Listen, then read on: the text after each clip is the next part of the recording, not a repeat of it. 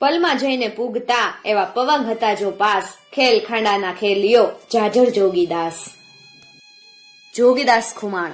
કાઠિયાવાડ સૌરાષ્ટ્રમાં કોઈ ભાગ્ય જેવું માણસ હશે જેણે જોગીદાસ ખુમાણનું નામ નહીં સાંભળ્યું હોય. જોગીદાસ ખુમાણના બારવટાના અનેક કિસ્સાઓ પ્રચલિત છે. આપણા લોકલાડીલા સાહિત્યકાર શ્રી ઝવેરચંદ મેઘાણીએ 16 બારવટિયામાં જોગીદાસ ખુમાણનું આલેખન સરસ રીતે કરેલું છે. આજે આપણે એ જ વાત સાંભળવાના છીએ.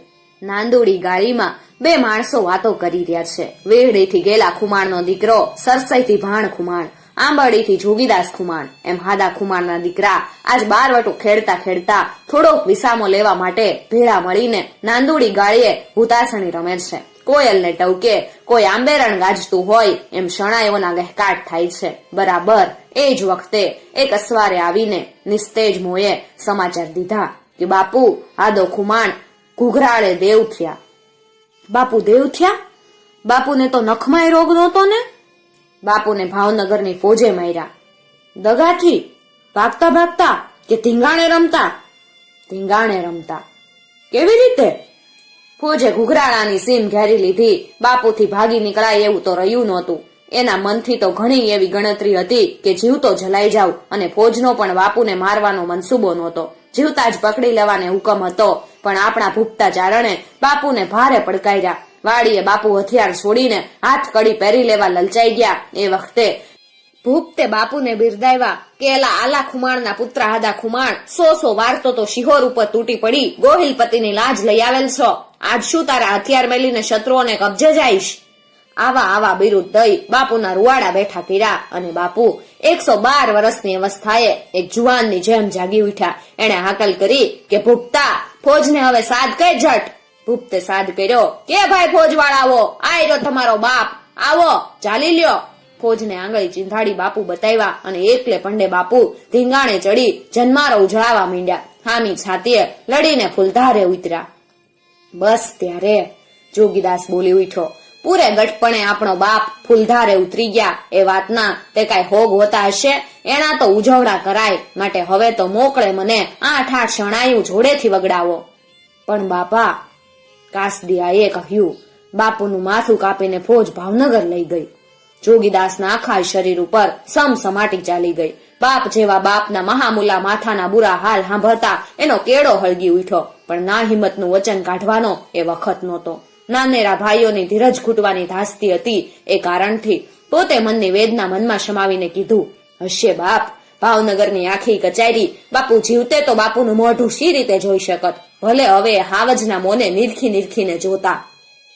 અને આ બાજુ વજયસંગ મહારાજના રાજનગરમાં હાદા ખુમાણના મોતની વધામણી આવી છે. મહારાજના અંતરનો ઉલ્લાસ ક્યાંય માતો નથી. પોતાનો બાપ મરવાથી બારવટિયાઓ જોગીદાસ હવે આશા ગુમાવીને રાજને શરણે આવીને ઉભો રહેશે એવી આશાની વાદળી સામે મીટ માંડીને મહારાજનું દિલ અષાઢ મહિનાના મોરલાની માફક થનગનવા લાગ્યું. આજે હાદા ખુમાણને મારનાર સરબંધીઓને પેરામણી કરવા માટે તલવારો અને સાકરના રૂપેરી ખૂમચા મહારાજની ગાદી સન્મુખ પ્રભાતને પોરે જગારા મારે છે. એ વખતે કચારીમાં એક એવો આદમી બેઠો હતો કે જેને આ રંગરાગમાં ભાગ લેવા ભૂઠામણનો પાર નથી રહ્યો. એક ક્રાકચ ગામનો ગલઢેરો મેરામ ખુમાણ હતો. પોતે આજ અચાનક મહારાજને મળવા આવેલ છે અને પોતાના જ કુટુંબી હાદા ખુમાણના મોતના ઉત્સવમાં ન છૂટકે સપડાઈ ગયો. પણ એને ક્યાંય સુખ ચેન નથી. પોતે એકલો છે, તલવારે પહોંચે એમ નથી. એથી એણે આખી મજલસને તર્કથી ધૂળ મેળવવાનું નક્કી કર્યું છે. કટોકટીની ઘડી આવી પહોંચી છે. લાવો હવે પેરામણી, મહારાજે હાકલ કરી. ખૂમચા ઉપરથી રૂમાલ ઉપાડ્યા. ચારણોએ દુહા લલકાર્યા. ત્યાં તો મરમાળી ઠાવકી વાણીમાં મેરામણ ખુમાણ બોલી ઉઠ્યા, વાહ વાહ વાહ રે! ભણે કાઠી તાળા ભાગ, ભાયરી ઉજળા ભાગ. કેમ મેરામણ ખુમાણ? કોના ભાગ? ઠાકોરે પૂછ્યું. બીજા કોના બાપ? હાદા ખુમાણના. કેમ હું 112 વર્ષની અવસ્થા, હાથે કંપવા, પગે હોજા, આંખે ઝાખપ, કાયાનો મકોડો કથળી ગયેલો. આવી દશામાં જો બચાડો ભાવનગરની કેદમાં જીવતો આવ્યો હોત તો કેવા બુરા હાલ થઈ જાત. 5 દીકરાને બારવટા મેલી દઈ, મોંમાં તણું લઈ, આફડા બાપની સંભાળ લેવા હાટું થઈ મહારાજને શરણે આવવું પડત. નીકર મલક વાતું કરત કે બાપ બંદીખાને સડે ને દીકરા તો બાર મોજું માણે. પણ હવે ઈ માયલું કાંઈ રહ્યું. હવે તો નિરાતે 5 જણા ભાવનગરના 1800 ઉજ્જડ કરશે, માટે હાકર તો આજ વેચે એના દીકરા કે હાવ જ પાંજરેથી મોકળાય છે. આખી કચારી સાંભળે એ રીતે આ શબ્દો બોલાયા. હાકર પેરામણીના થાળ પાછા લઈ જાઓ. એટલું કહી મહારાજે ઝટપટ કચારી વિસર્જન કરી નાખી અને પોતે એ જ ઘડીએ આદા ખુમાણના શોક બદલ માથે ધોળું ફાળિયું બાંધી લીધું. ઠાકોર વજેસંગજી બગડેલી બાજી સુધારી રહ્યા છે. મેરામ ખુમાણ, હવે હું કરું? આદા ખુમાણને મારીને તો મેં મોટી ખોઈટ ખાધી. હાચું મહારાજ, માથેથી ગાળ ઉતારવી હોય તો કુંડલા જઈને આદા ખુમાણનું કારજ કરો અને ભાણ જોગીદાસને તેડાવીને કહુંબા પી લ્યો. ઠાકોર વજેસંગે કુંડલે જઈ પોતાના શત્રુનું કારજ આદર્યું. 3 પરજમાં મેલા લખ્યા. ભાણ જોગીદાસને તેડી લાવવા માટે મેરામ ખુમાણને મોકલ્યા. નક્કી કરેલ દિવસે 2 બારવટિયા ભાઈઓ ડુંગરમાંથી ઉતરીને કુંડલે આવે છે. રસ્તે જોગીદાસ શિખામણ દઈ રહ્યો છે કે ભાણ બાપ, તું આકળો થાતો નહીં, તારી તેજ પ્રકૃતિને જરા વશ રાખજે ભાઈ.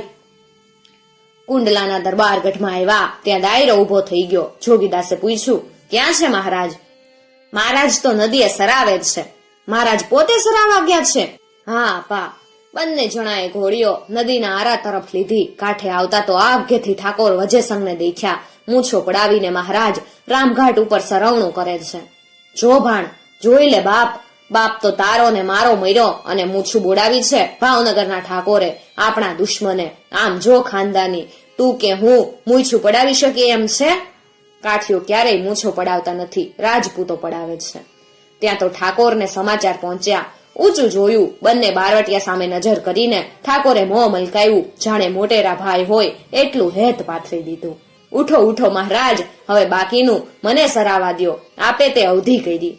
આપા ભાઈ, મહારાજ બોલ્યા, હાદો ખુમાણ તમારા બાપુ એમ મારાય બાપુ. હું મોટેરો દીકરો, તમે કોઈ ઘરે નહીં એટલે હું સરવું, એમાં હું? મોટેરાનો એટલો તો હક છે ને, ઈ તો રેવાય જો બાપ. ભલે મહારાજ. જોગીદાસનું ગળું રૂંધાઈ ગયું. સરાવણું પૂરું થયે સૌ ગામમાં આવા ઘોડે ચડ્યા. બરાબર ઝાપે આવીને જોગીદાસે ઘોડી હામા કાંઠા ઉપર સાવર ગામ તરફ વાળી અને ઠાકોરને કીધું, રામ રામ મહારાજ. આપા ભાઈ, આ તરફ દરબારગઢમાં. માફ રાખો બાપા, હું સાવરમાં ઉતારો કરીશ. અરે પણ, મેરામ ખુમાણ બોલી ઉઠ્યા, કા મહારાજ? નો સમજાણું. જોગીદાસે કુંડલાનું પાણી હરામ કર્યું છે એટલે એને ઘોડી તારવી, તો આપણા મુકામ પણ સાવરમાં નાખો. ઠાકોરનો હુકમ થયો. કારજની બધી તૈયારી કુંડલામાંથી હામા પાદરમાં લઈ જવામાં આવી. ભલભલા કાઠીઓનું કારજ એ દિવસોમાં ઘઉંના ભરકડાથી થતું. એને બદલે આદા ખુમાણના કારજમાં ઠાકોરે હાટા જલેબીને મોહનથાળ દીધા. 3 પરજોના સેંકડો પરોણા મોંમાં આંગળા નાખી ગયા.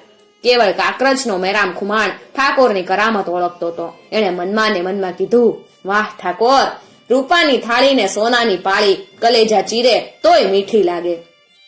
બોલાવો ભાણ જોગીદાસને કહુંબા પીવા, આજ બારવટું પાર પાડીએ. વજેસંગજીએ વાત ઉચ્ચારી. બંને ભાઈઓ હાજર થયા. ઠાકોરે વાત ચલાવી. જુઓ આપા ભાઈ, બાપુ આલા ખુમાણના વખતના વહીવટના ચોપડા તપાસો. દરેક ભાઈને 30-30 હજાર મળતા. એથી વધુ તો તમે નો માંગો ને? ના. ત્યારે 6 ગામ ઉપાડી લ્યો આપા. તમે જ નામ પાડો. પહેલું કુંડલા.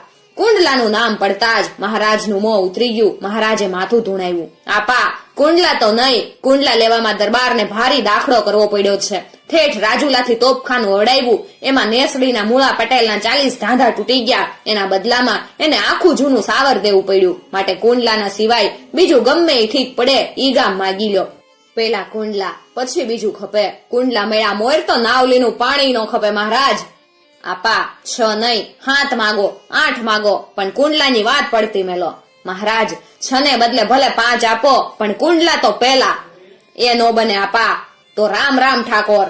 ભાણ જોગીદાસ ચડી નીકળ્યા. ભાણની રોમ રાય અવળી થઈ ગઈ. મરું કે મારું, મરું કે મારું, મરું કે મારું, એમ એને થાતું હતું. નાવલીની બજારમાં નીકળતા જ ભાણ ખુમાણે શીરબંધી સિપાહીઓ ઉપર ઝાટકા ચોડવા માંડ્યા. દોડીને જોગીદાસે ભાણે ઝાલી લીધો.